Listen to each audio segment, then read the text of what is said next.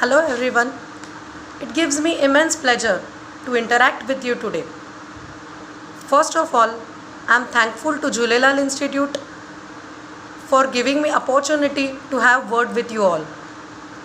In today's global pandemic situation, when we all are locked in our homes only, it is really creditable to have such development program learning platforms. Although arranged virtually, it helps us to improve our social communication. When the scene around is pretty negative, but looking at the brighter side of life, we are opting new techniques, we are learning new things and overcoming the challenges in our path. In the teaching field also, we have moved out of our classrooms, the traditional classrooms, and entered the virtual classrooms now. Since it is a completely new technique, completely new method of teaching, there are some challenges, hurdles that we are facing. But we have gathered together to discuss these and to share the solutions among us. Now, the traditional classroom is replaced by virtual classroom. Blackboards are replaced by phone screens or laptop or computer screens. But something is there which is not at all changed. That is the communication between teacher and student. Of course, the most important factor of teaching is the communication. We can say that communication is a pillar of any teaching or any interaction. So while teaching online to the student and receiving the message or the text or the content from the teacher online, it is challenges for both, even for teachers and the students. So some communication techniques, if we try to practice, will definitely help us to build a strong and concrete message for our students. So basically, what is communication? Communication is a science of sharing, receiving and giving the feedback. The scientific approach to any communication helps us to reduce the error that occurs in communication process. So first let us understand the communication process. A sender sends a message through a medium to receiver in an encoded form. Receiver receives the message, decodes it and gives the feedback to sender. This complete process is a communication. Now in teaching field we can say encoding the message is preparing or delivering a lecture. Decoding the message by receiver is students understanding the content. The feedback is to make sure whether student have understood the topic or not. When we say that it is a science, it must have some goal. So what is goal of communication? The goal of communication is to convey the message effectively and make it sure that it is received in a manner, the way, the conceptually it is same as that was in sender's mind. If I write a number 6 on my hand and show you like this, you will see the number 9. Then I will say it is 6, you will say it is 9. The feedback is there, but still the communication is incomplete because the message is not conveyed the way it should have been. So it is most important thing, the goal of communication is to convey the effective message in a correct way and to make sure that it is understood and opted by receiver in the exact same manner. The scientific approach includes some elements of communication. Communication is a cyclic process. Since it includes the feedback, the roles of sender and the receiver are switched. So during the process of communication, teacher and student are sender and receivers, and during the process of feedback, the student is sender and the teacher is receiver. So this is the cyclic process. Now let us look at the first element of communication, that is a sender. A sender is the one who initiates the communication and sends the message. In the case of teaching, a teacher is a sender. First of all, teacher is effectively the best communicator in the world because teacher learns, practices, builds and delivers the lecture. When we say a communication or a communicator, the basic things we are talking about is intrapersonal communication and the interpersonal communication. Every communication starts with the self, revolves around the world and returns to the self. That is, the communication cycle begins with me and comes back to me, that ends with me. Let us see how. Intrapersonal communication is a communication of a person with himself. That is, thinking, writing, creating the content, learning, studying, understanding. These all come under intrapersonal communication. More intrapersonal communication, more clarity is in lecture. More intrapersonal communication, focus is clear. Intrapersonal communication is the most effective tool to build a strong and effective interpersonal communication, that is a communication between other person. Still, can we think of something? Can we do one little activity? While delivering a lecture, just for a moment, just think that you haven't have any intrapersonal communication. You haven't thought of anything, you haven't seen anything, learned anything, read anything, nothing else. It will be difficult for us to communicate. So, communication, first step is intrapersonal communication. Stronger the intrapersonal communication, more effective will be the lecture. Every teacher has its unique style of giving lecture, of teaching. That is unique proposition of a student. Even student remember teacher with this unique style. So it is very important for a teacher to first realize that power and use it effectively to deliver the message. Intrapersonal communication and later interpersonal communication gives us a powerful 3 C's. The first is clarity. Clarity in the message to be delivered, clarity in the process of communication. Second one is confidence. Because I am a teacher, I have learned my subject thoroughly, I know how to teach it to my student, I am very clear about my content and the way of communication, it will add to my confidence. The third C is a concrete content. The perfectly studied and understood study material gives a concrete content for communication. Now, the next thing comes is a message. Just think, we are the senders, we are the communicators, we are the teachers. We have got a complete classroom. We have got students, we have got medium, we have got everything, but the only thing missing is we do not have a content.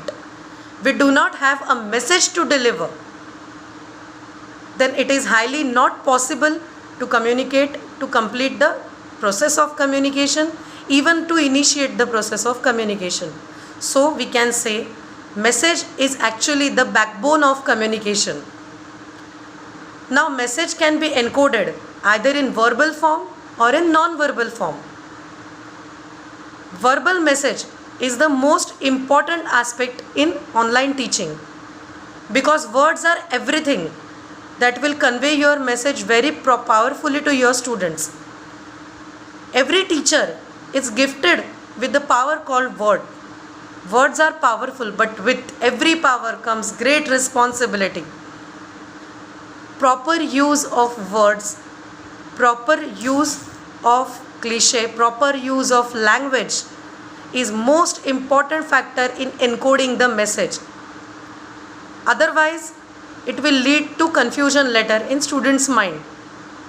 So the first thing to keep in mind is a message should be verbally very strong. We all know one picture can replace the 1,000 words, but beyond that, one word can give rise to 1,000 picture in mind. So it is very important to use a very precise word, very perfect word for the concept you are sharing with your student. So the clarity, second thing is preciseness of word, then easy language is the important factor. Unnecessary use of difficult jargons, unnecessary use of difficult words to express lead to confusion and misunderstanding in students' mind. So it is important to use easy words, easy to understand language, and another thing is to use short sentences. Instead of using a big sentence, if it is possible for a teacher to split it into multiple short sentences, it will help to reduce the confusion in understanding the topic. Another thing is use of active voice in lecture. Instead of using passive voice, if we practice using more active voice, it will help to give a direct message to the student. For example, instead of saying, "Do not waste the water, water is precious," we can say, "Save the water."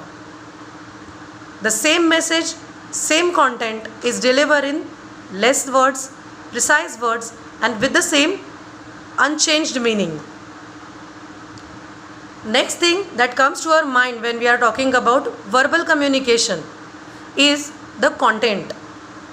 So while building the content, if possible, show more, talk less.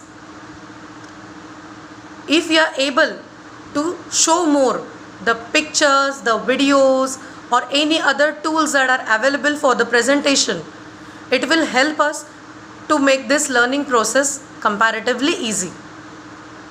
Now the next part comes in the elements of communication are media, that is the medium we are communicating through. So we have moved from a medium of traditional classroom to online classroom now, that is virtual one. Both classrooms have their own strengths and weaknesses.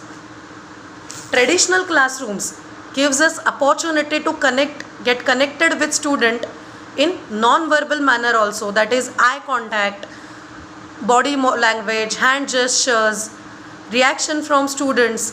We can directly see their distractions in front of us, and it helps us to control the feedback. In case of online learning, there are little bit limitations on non-verbal communication measures like body language, eye contact, or controlling the distractions, that is noise. Anything that distracts the student, that distracts the communication, that interrupts, that disturbs the communication is a noise. Now in case of online learning, it may be some TV playing in the background of student or a teacher, some technical error, there might be some software error, internet error, anything is possible. So these distractions are noise, and we have to take little bit more care to reduce these distractions, to reduce this noise. A powerful verbal communication is effective only if it is accompanied with a non-verbal communication. But just now we said we do not have a choice for non-verbal communication. That is wrong.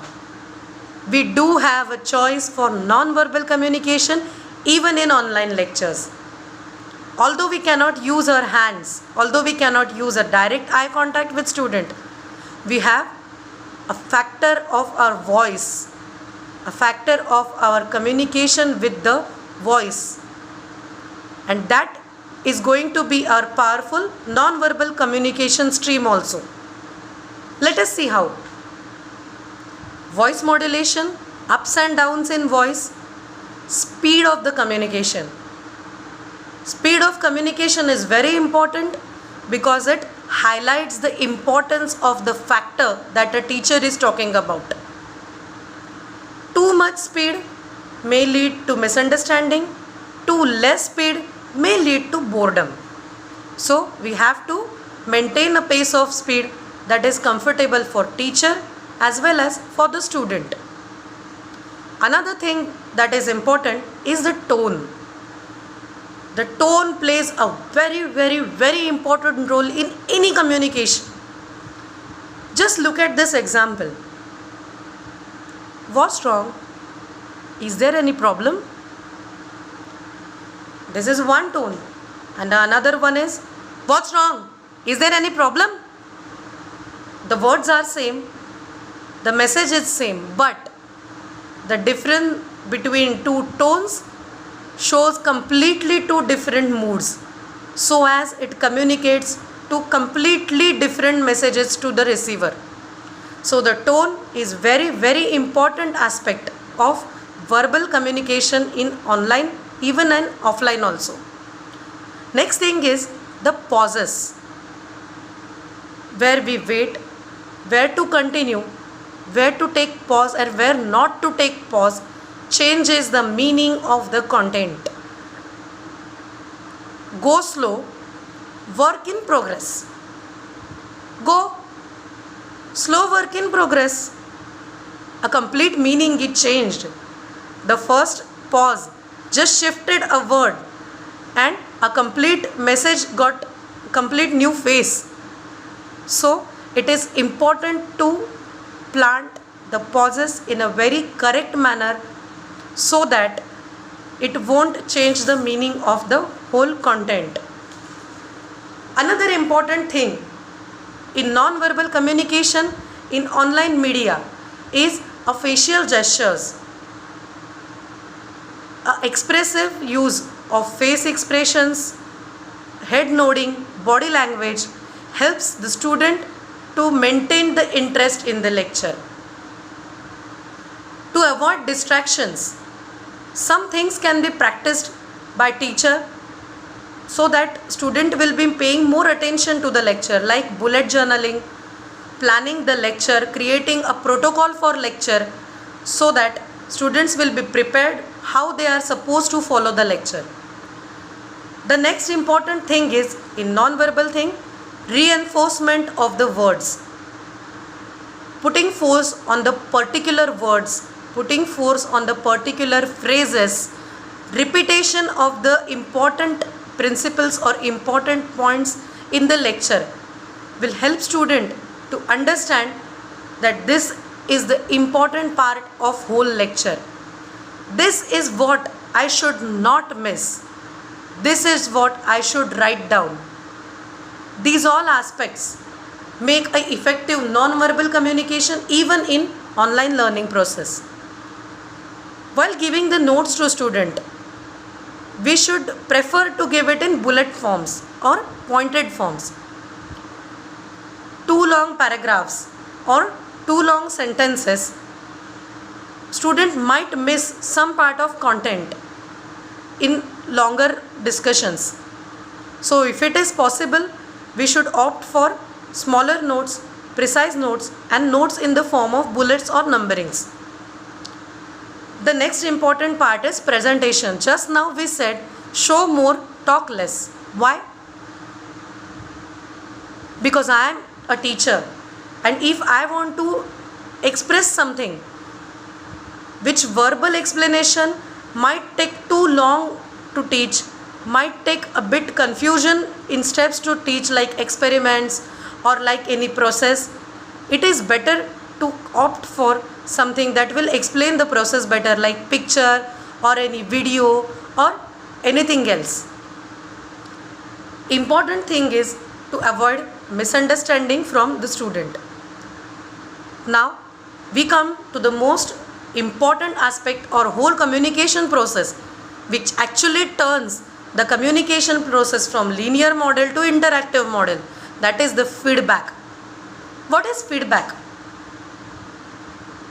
Feedback is a reaction, feedback is a response, and most importantly, feedback is a switch of roles from sender to receiver, receiver to sender. At this stage comes in frame is the goal of whole communication.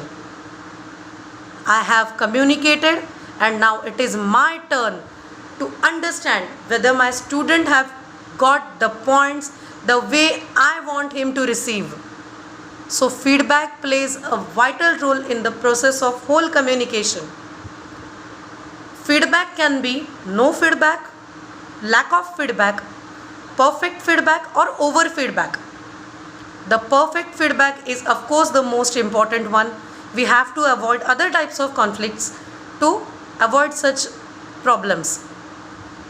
Lack of feedback will mislead the teacher while understanding the student's perception on the content. No feedback obviously blocks the communication. Too much feedback, that is, students are popping constantly, they are interrupting the lecture, that disturbs the whole process of teaching. That we experience even in classroom, but it is comparatively easy to control during traditional classrooms the error of over feedback. The perfect feedback gives you the same concrete message that you have delivered to your student. So while getting feedback, whether you have understood or not, we have to move a step above it, that is what you have understood. Have you understood the same thing I am supposed to tell you, I wanted to tell you? This is the qualitative feedback that will help a teacher to understand students' understanding. If feedback is not correct, it will either lead to misconceptions, it will lead to misunderstanding, or it will lead to confusion. Both will end in the conflict. So we have to avoid this conflict to reduce this feedback error. Now, just we said that student and teacher are shifting the roles. That means during feedback, a student is a sender and a teacher is a receiver. So teacher have to put a little bit more effort in this to make sure to help the student to build a concrete feedback. So importance of feedback is important because it completes the cycle of the communication. So verbal communication, non-verbal communication, effectiveness of the complete lecture depends on how the student understands it, that is to reach our goal. These all are communication techniques. Apart from technical problems that we are facing during online lectures, these small techniques will definitely help you to reach your goal faster and in more stronger way. Effective lecture is something that has concrete message, that has clear intrapersonal communication in sender's mind, that has a strong medium through which we are communicating, the understanding of a receiver, and the most importantly the feedback. All these things together will help you a lot to build a strong lecture. I am very, very happy to share with you all these techniques. And I am very glad to see the teachers have gathered together, although virtually. But teachers are opting new ways to teach students, to reach to their students. It shows their devotion. We are sharing, although we are facing some problems, but still we are together. We are united to share the problems, to share the solution, and to move on. This global pandemic situation will end very soon. We will be back to our routine. We will be back out of our homes after lockdown again. But these techniques, this science will always help I just hope it will always help on keeping you updated with your students, updated with the techniques around. Thank you so much. Stay home, stay safe. Thank you.